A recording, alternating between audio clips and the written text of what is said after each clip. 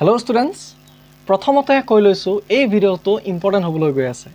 আহি থকা HS final 25 ৰ কাৰণে গতিকে সকলোৱে অকণমানো স্কিপ নকৰাকৈ ভিডিওটো লাষ্টলৈকে চাবা চেপ্টাৰ ওয়াইজ 5 নম্বৰৰ কোৱেশ্চন আমি ডিসকাস কৰি যাম তাৰ কাৰণে তোমালোকে কি কৰিব লাগিব সাপোৰ্ট কৰিব লাগিব সাপোৰ্ট কেনেকৈ কৰিবা চেনেলটো সাবস্ক্ৰাইব কৰা ঠিক আছে এতিয়া বলা কোৱেশ্চনৰ মাজলৈ যাও দেখাবা ফাৰ্স্ট স্লাইড আমাৰ আহিব question this aba yate duta question dia ase questioner frame beleg kintu answer etai what is embryo describe the development of dicot embryo with support of suitable diagrams phron ki উপযুক্ত চিত্ৰৰ সহায়ত এটা দ্বিবীজপত্ৰী ভ্ৰূণৰ বিকাশ বৰ্ণনা কৰা আৰু next কোৱেশ্চনটো কি দিছে ভ্ৰূণ মানে কি what is embryo ঠিক আছে দ্বিবীজপত্ৰী উদ্ভিদৰ ভ্ৰূণৰ বিকাশৰ স্তৰ বৰ্ণনা কৰা ঠিক আছে কোৱেশ্চনৰ ফ্ৰেম বেলেগ আনসাৰ এটাই হ'ব সো যদি তোমালোকে এই কোৱেশ্চন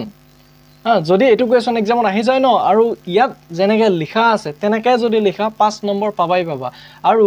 ইংলিশ আৰু আসামিজ দুটা মিডিয়ামৰ কাৰণে अवेलेबल হ'ব ভিডিও কোৱেশ্চন ঠিক আছে তাৰ কাৰণে তোমালোকে কি কৰিব লাগিব WhatsApp গ্ৰুপত জয়েন হৈ লবা ডেসক্ৰিপচনত WhatsApp গ্ৰুপৰ লিংক দিয়া আছে তা ইম্পৰ্টেন্ট কোৱেশ্চন ভিডিও সব শেয়াৰ কৰি থাকো লগতে PDF ইম্পৰ্টেন্ট কোৱেশ্চনৰ PDF তাত মই দি থাকো ঠিক আছে এতিয়া ভিডিওটো কমপ্লিট চোৱা এটা চাবা নেক্সট স্লাইড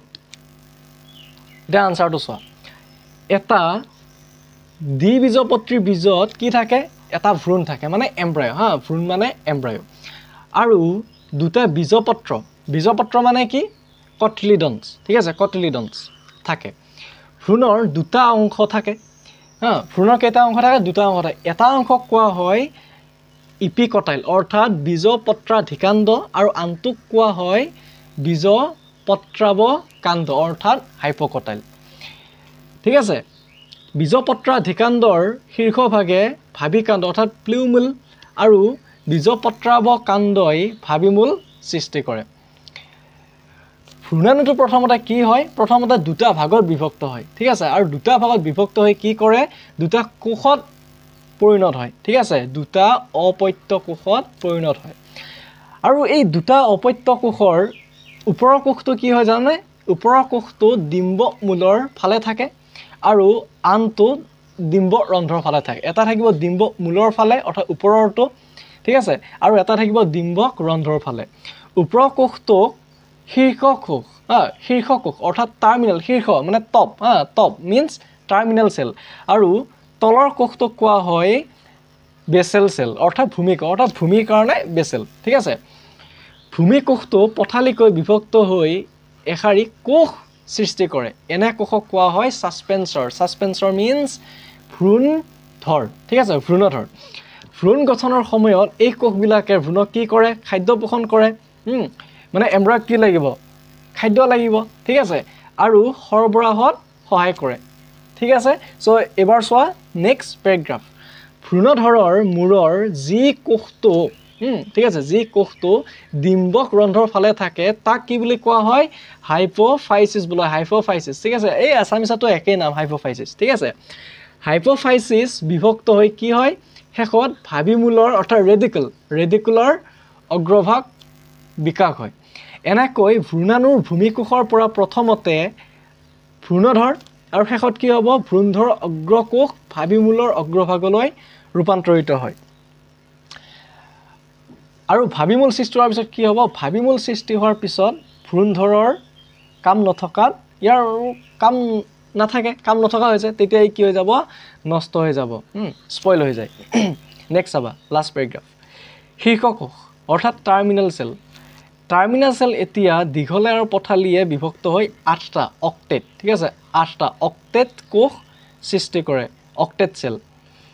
এই 8টা কোষক ভ্ৰূণ কোষ এমব্ৰায়নেল মাছ বোলা হয় আৰু ভ্ৰূণ কোষৰ 3টা অংশ ক্ৰমে অধিকাণ্ড অৱকাণ্ড হাইপোকটাই এণ্ড আৰু বীজপত্ৰ অৰ্থাৎ কটিলিডন্স বোলা হয় এনেকৈ ভ্ৰূণ কোষ বিভেদিত হৈ ভ্ৰূণৰ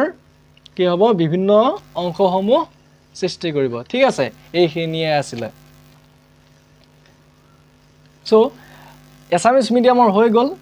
ইংলিছ মিডিয়ামৰ খিনি মই ভিডিওটো নিদিও তোমালোকক মই হোৱাটছআপ গ্ৰুপত দি দিম সো হোৱাটছআপ গ্ৰুপত জয়েন হৈ লবা ভিডিওটোৰ তলতে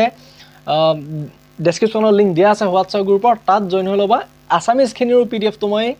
দি দিম ঠিক আছে হোৱাটছআপ গ্ৰুপতে দি দিম আৰু ইংলিছ মিডিয়ামৰ খিনিও মই নোটছটো উইথ কোৱেশ্চন আনসাৰ মই হোৱাটছআপ গ্ৰুপত দি দিম সো জয়েন হৈ লবা ঠিক আছে আৰু মডেল কোৱেশ্চন পেপাৰ আহি আছে ইম্পৰ্টেন্ট কোৱেশ্চন আহি আছে মই তোমালোকৰ কাৰণে ভাবিছো এবাৰ মডেল কোৱেশ্চন পেপাৰ দি দিম আৰু ইম্পৰ্টেন্ট কোৱেশ্চন টপ 1000 কোৱেশ্চন 1000টা ইম্পৰ্টেন্ট কোৱেশ্চন মই দি দিম গোটেই চেপ্টাৰ খিনি ঠিক আছে টোটাল 13টা চেপ্টাৰ আছে বটানী জুলজি মিলি সো বটানীৰ 7টা চেপ্টাৰ আৰু জুলজিৰ 6টা চেপ্টাৰ 13 চেপ্টাৰ সো মই ধুনিয়াকৈ দি দিম ইম্পৰ্টেন্ট কোৱেশ্চন আৰু থাকিব তোমালোকৰ PYQ হা 2012 পৰা 2024 লৈকে যিমানখিনি PYQ আছে তাৰ পৰা সবটো নাহে ইম্পৰ্টেন্ট কিছু কিছু বাছি বাছি তোমালোকক মই দি দিম কেনে হ'ব তোমালোক কমেন্ট কৰি জনাবা ঠিক আছে তোমালোক লাগে নে নালাগে তাৰ ওপৰত ডিপেন্ড কৰিহে মই এইবোৰ বনাম কাৰণ এইবোৰত বহুত বেছি সময় লাগে কষ্ট লাগে ঠিক আছে এনালাইসিস লাগে সো তোমালোকে চেনেলটো সাবস্ক্ৰাইব কৰি ৰাখা আৰু নোটিফিকেশন অল কৰিবা ঠিক আছে আৰু মডেল কোৱেশ্চন লাগিব নে নাই কমেন্ট কৰি জনাবা মডেল কোৱেশ্চন লগতে ইম্পৰ্টেন্ট 1000টা ইম্পৰ্টেন্ট কোৱেশ্চন লগতে কিছুমান বসা PYQ ঠিক আছে ওকে হ'ব দিয়া